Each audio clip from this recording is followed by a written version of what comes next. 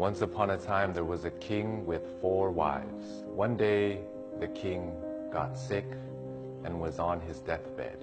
Afraid of being in the afterlife alone, he asked his 4th wife, which he loved the most, and bought her diamonds and gold and elegant clothing.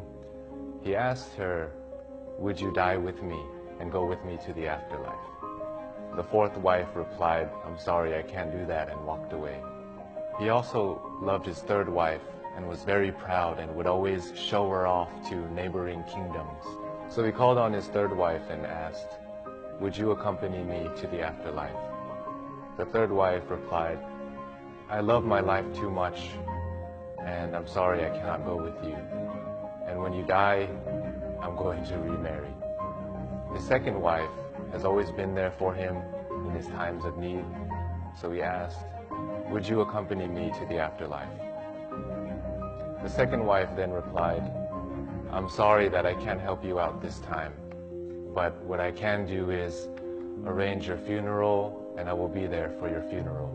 A voice called out and said, "I'll leave with you and follow you wherever you go, even if it is to the afterlife." And the king looked, and it was his 1st wife. But this was the wife that he took care of the least.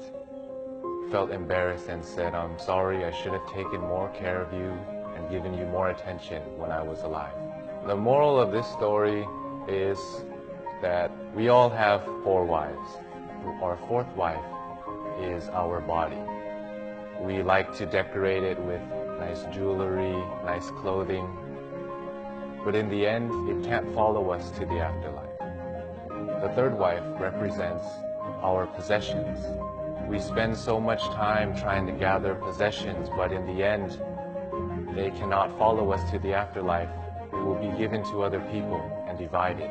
Just like the 3rd wife said, she's going to remarry. The 2nd wife, our friends and family. We trust them. They're always there for us in times of need. But the furthest they can go with us